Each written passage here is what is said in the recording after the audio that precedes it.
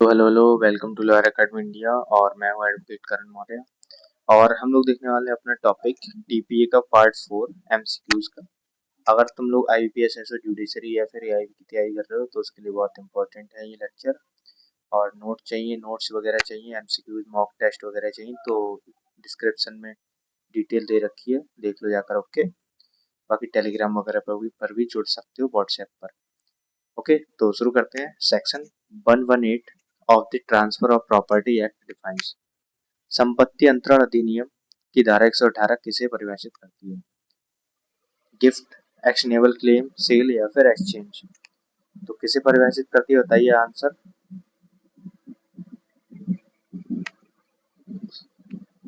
Okay, तो देखते हैं इसका आंसर।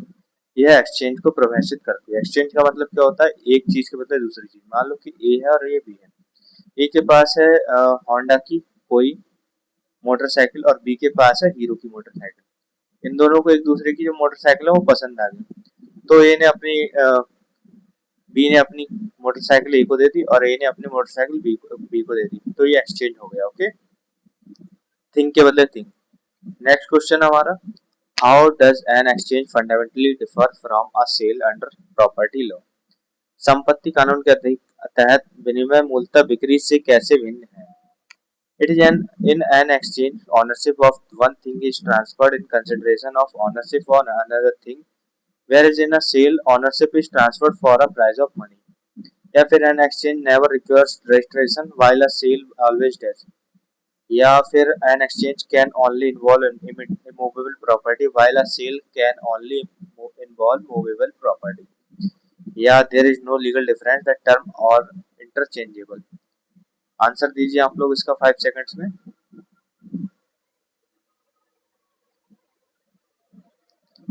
ओके, तो देखते हैं इसका आंसर। ये है ए।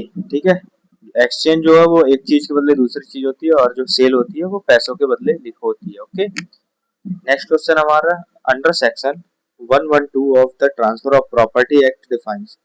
संपत्ति अंतरण अधिनियम की धारा 122 किसे परिभाषित करती है? मोर्गेज को, एक्शनेबल क्लेम, गिफ्ट को या फिर एक्सचेंज को। आंसर दीजिए इसका 5 सेकंड्स में आप लोग।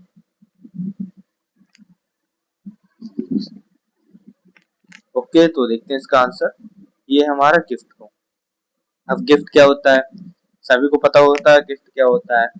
जब कोई व्यक्ति कोई भी संपत्ति, मूवेबल या इमूवेबल पर संपत्ति अपने किसी प्रिय को देता है बिना किसी पैसों के, तो वो गिफ्ट कहलाता है। ओके, लिखा हुआ भी है नीचे, एक्सप्लेनेशन पढ़ लेना। नेक्स्ट क्वेश्चन हमारा, what are the essential ingredients that must be established for a valid gift of immovable property under the transfer of property act. संपत्ति अंतरण अधिनियम के तहत अचल संपत्ति के वैध उपहार हेतु किन आवश्यक तत्वों को स्थापित किया जाना चाहिए?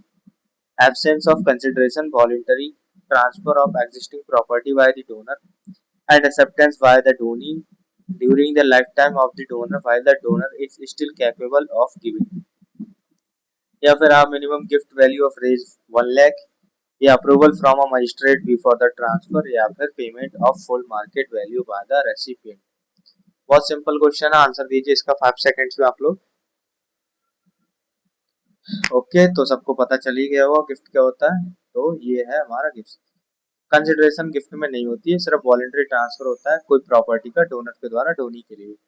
ओके, आपने बहुत बार गिफ्ट मिले भी होंगे आपको या फिर दिए भी होंगे। नेक्स्ट क्वेश्चन हमारा, section 123 of the transfer of property act requires that a gift of immovable property must be effected by. संपत्ति अंतरण अधिनियम की धारा 123 के अनुसार अचल संपत्ति का उपहार किस प्रकार प्रभावी किया जाना चाहिए?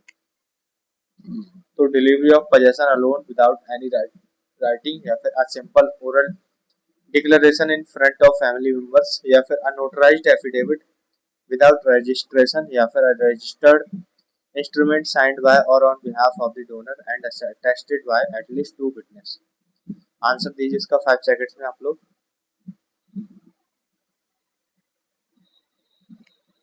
ओके, तो देखते हैं इसका आंसर क्या है। ये हमारा रजिस्टर्ड डॉक्यूमेंट होना चाहिए, instrument signed by on the behalf of donor और 2 अटेस्टेड विटनेस होने चाहिए। ओके, नेक्स्ट क्वेश्चन हमारा, under the transfer of property act can a gift of movable property be validly made merely by delivery without any written and registered instrument। संपत्ति अंतरण अधिनियम के तहत क्या चल संपत्ति का उपहार किसी बिना किसी लिखित और पंजीकृत लिखत के केवल सुपुर्दगी द्वारा वैध किया जा सकता है? तो option A, no all gifts whether of movable और removable property must always be registered, या फिर yes but only if the value exceeds ₹50,000, या फिर yes for movable property a gift may be effected either by registered instrument or simply by delivery of the property, या फिर no movable property can never be gifted under Indian law. तो इनमें से क्या answer सही है आपका, बताइए सोचकर। स्मार्ट बच्चों बता तो दो भैया, आप लोग इंटेलिजेंट लोग हो। ठीक है, ओके, तो देखिए इसका आंसर।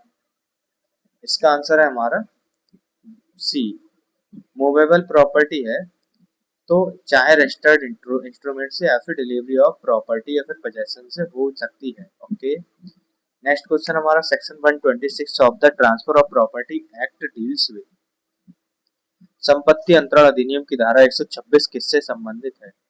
तो सस्पेंशन और रिवोकेशन ऑफ अ गिफ्ट, या फिर ओनरस गिफ्ट, या गिफ्ट ऑफ एक्शनेबल क्लेम, या फिर यूनिवर्सल डोनी। आंसर 5 सेकंड्स में चाहिए मेरे को।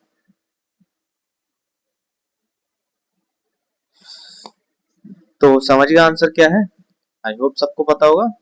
ये सस्पेंशन और रिवोकेशन ऑफ अ गिफ्ट, तो क्या क्या कंडीशन होती है उसकी, वो एक बार डायरेक्ट में पढ़ना अपनी या बुक में पढ़ना। Okay, next question, once a valid gift of immovable property has been completed, can the donor unilaterally revoke it simply because he changes his mind?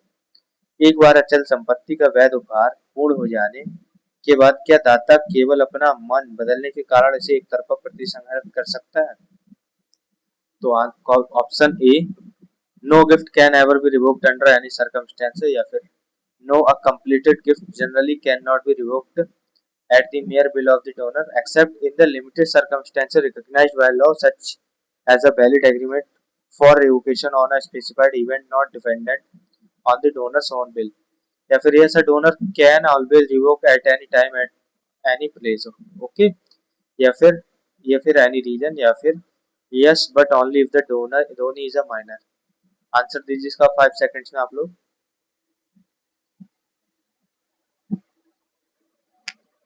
ठीक है, तो देखते हैं इसका आंसर क्या है। आई होप सबको पता होगा आंसर इसका।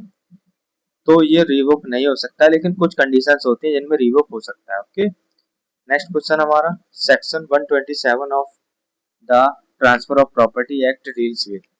संपत्ति अंतरण अधिनियम की धारा 127 किससे संबंधित है? Onerous gift, gift of actionable claim, या फिर रिवोकेशन ऑफ गिफ्ट्स, या फिर यूनिवर्सल डोनी। आंसर दीजिए इसका 5 सेकंड में आप लोग।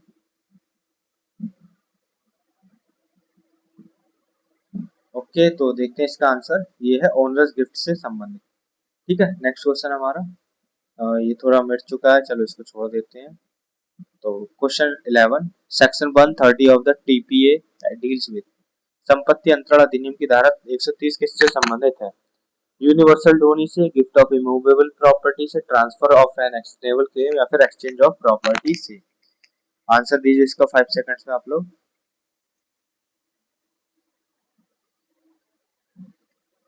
ओके, तो देखते हैं इसका आंसर क्या है। आई होप सबको पता होगा।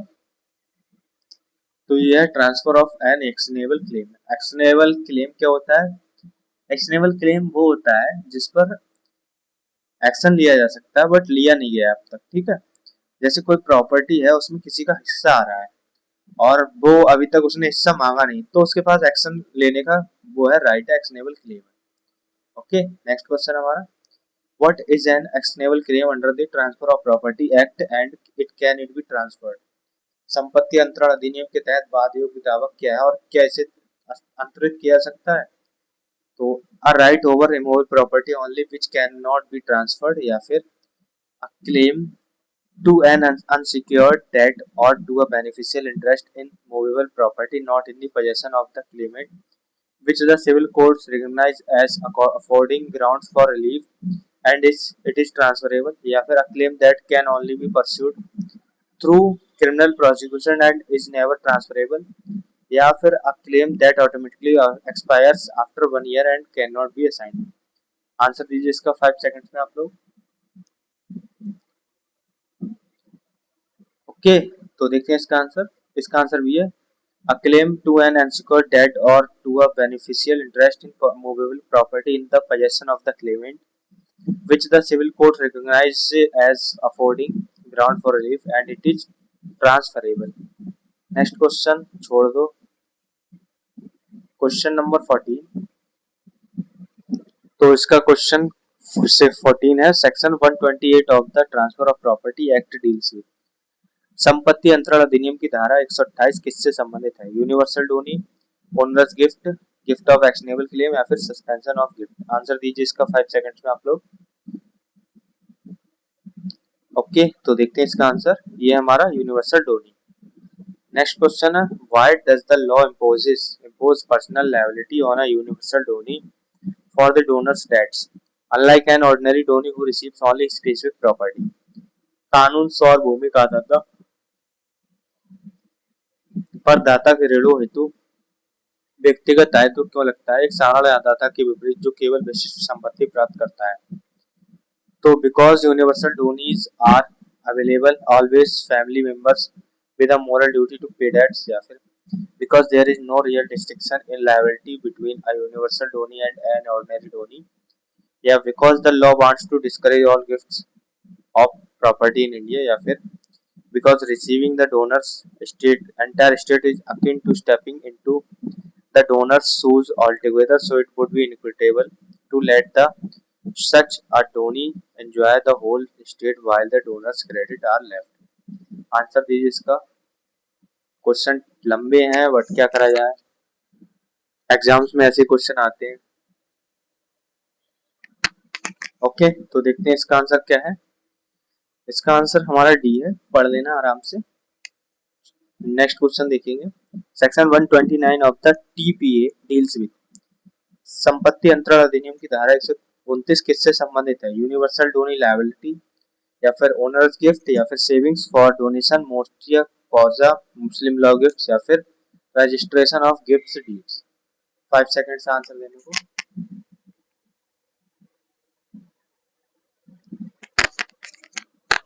चलो देखते हैं इसका आंसर। यह है हमारा savings for donation mortis causa and Muslim law gifts.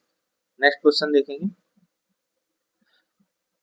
Are the strict formalities of section 123 the TPA applicable to gift हेवा of immovable property made under Muslim personal law. कहना चाहता है कि संपत्ति अंतरण अधिनियम की धारा 123 की कठोर औपचारिकताएं व्यक्तिगत कानून के तहत मुस्लिम व्यक्तिगत कानून के तहत अचल संपत्ति के उपहार या हिबा पर लागू होती हैं तो यस, नहीं होती है तो नो, और ऑप्शन 4 है। तो देखते हैं और क्या है।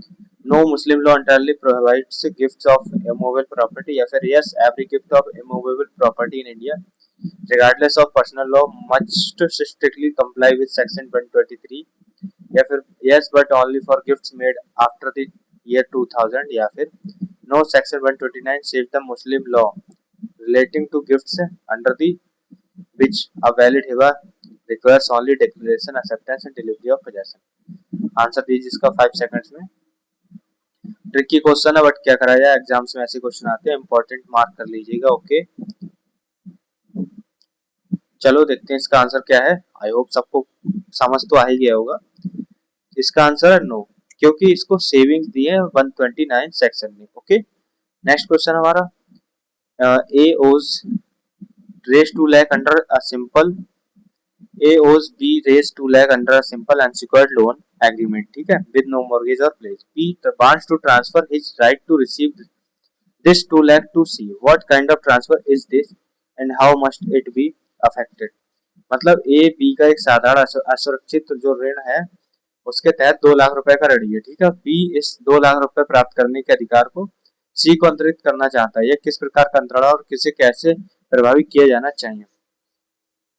तो during a registered instrument attested by two witness, या फिर this is transfer of actionable claim which can be affected by a written instrument signed by B, या फिर this is a lease requiring delivery of possession, या फिर such a transfer is legally impossible since debts could be assigned cannot be assigned under Indian law। 5 second से आपके पास, इससे आपको दो concept clear होंगे। एक तो एक्शनेबल क्लेम वाला होगा और दूसरा इस क्वेश्चन का। ओके, तो देखते हैं इसका आंसर। ये हमारा यही है, क्योंकि ये एक्शनेबल क्लेम में आ जाता है। ठीक है, नेक्स्ट क्वेश्चन हमारा section 6 of the transfer of property act begins with the general rule that, संपत्ति अंतरण अधिनियम की धारा 6 किस सामान्य नियम से प्रारंभ होती है? Only property value Rs below Rs 1 lakh may be transferred, या फिर only immovable property may ever be transferred, या फिर property of any kind may be transferred except as otherwise provided by any act और एनी अदर लॉ, या फिर no property can be transferred without the consent of the local government. Answer दीजिए इसका 5 second में आप लोग। Okay, तो देखते हैं इसका आंसर क्या है। ये है हमारा property of any kind may be transferred except as otherwise provided by the act और एनी अदर लॉ। ठीक है, सब में ट्रांसफर आ जाता है।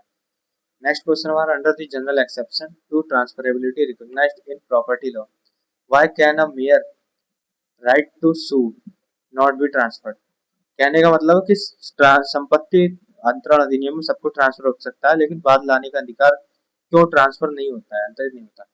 Because a right to sue automatically pass to heir only never to living transferees, या फिर because it is a purely personal right of action that has not been crystallized into an ascertained debt or property right, and allowing its transfer could encourage trafficking in litigation, या फिर because only the government can pursue any right to sue, या फिर because such rights are always time barred। Answer दीजिए इसका 5 seconds में। Important concept है, तो इसको याद रखना, एग्जाम में डायरेक्ट यहाँ से क्वेश्चन आ सकता है। ओके, तो देखते हैं इसका आंसर क्या है। इसका आंसर, क्योंकि ये जो है बिल्कुल प्योरली पर्सनल राइट है, एक्शनेबल राइट है, तो इसीलिए इसको ट्रांसफर नहीं किया जा सकता। नेक्स्ट क्वेश्चन है section 124 of the transfer of property act deals with, संपत्ति अंतरण अधिनियम की धारा 124 किससे संबंधित है? Universal Downey, gift of existing and future property, revocation of gift, या फिर ओनरस गिफ्ट। आंसर दीजिए 5 सेकंड्स में।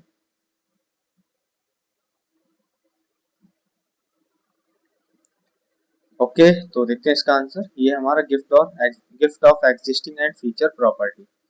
नेक्स्ट क्वेश्चन हमारा, why does property law refuses to recognize a valid gift of future property that does not exist at the time of the gift। संपत्ति कानून भावी संपत्ति के वैध उपहार को मान्यता देने से क्यों इनकार करता है जो उपहार के समय अभी तक अस्तित्व में नहीं है? क्योंकि because a transfer requires an actual existing subject matter. Okay, दूसरा because only companies not individual can deal with the future property, या फिर because future property gifts are only prohibited on weekends, या फिर because future property is always more valuable than existing.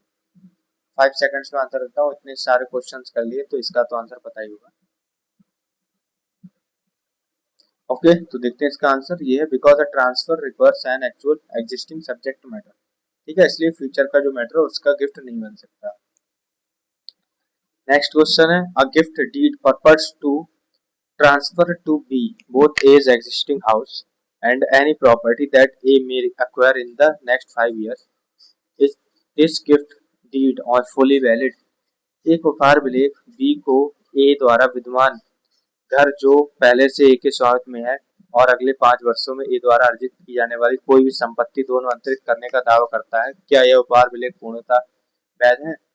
तो option है the gift is void because gift cannot mention any time period, या फिर the entire gift deed including the existing house is void because it is also mention future property, या फिर the gift is fully valid in its entirety including all future property, या the gift is valid only with respect to the existing house, the portion relating to future property A may acquire is void under section 124। Comment में इसका answer देना है आपको, क्या answer है इसका। Okay, next question देखेंगे हम लोग। ओके, तो देखते हैं, A and B enter into a barter transaction where A gives his cow to B and in return B gives his goat with no money changing hands on either side। What is this transaction called? तो ये उन्होंने बोला कि A और B के वस्तु बीच विनिमय वस्तु देने का लेन देन हुआ है, जहाँ A अपनी गाय देता है B को और B अपनी बकरी देता है A को। तो ये कैसा ट्रांजेक्शन है? गिफ्ट है, एक्शनेबल क्लेम है, सेल है, या फिर एक्सचेंज है? तो इसका आंसर 5 सेकंड्स में दो आप लोग। ओके, तो आई होप आपको पता होगा ये हमारा एक्सचेंज कहलाएगा। मैंने आपको बताया भी था एक चीज के बदले दूसरी चीज को क्या कहलाती है, एक्सचेंज कहलाती है। ओके, और एक अनाउंसमेंट वो देख लेना। अगर आप लोग तैयारी कर रहे हो एआईबी जुडिशरी या आईबीपीएस एसओ की, तो या फिर तीनों की कर रहे हो, तो नोट्स, एमसीक्यूज और फिर 20 मॉक टेस्ट चाहिए आपको आईबीपीएस एसओ, 20 चाहिए जुडिशरी के लिए। बिल्कुल मिल जाएंगे, सब कुछ मिलेगा ये सब जस्ट 399 में। सब्जेक्ट वाइज नोट्स होंगे, सब्जेक्ट वाइज एमसीक्यूज होंगे, 20 मॉक टेस्ट होंगे दोनों के लिए। ओके, तो ये क्यूआर है, यहाँ पे स्कैन करके पेमेंट कर सकते हो, या फिर इस नंबर पर पेमेंट कर सकते हो। बाकी व्हाट्सएप कर देना स्क्रीनशॉट, और उसके बाद 1 से 2 घंटे में आपको मटेरियल मिल जाएगा पूरा। ओके, मिलते हैं नेक्स्ट वीडियो में, तब तक के लिए जय हिंद।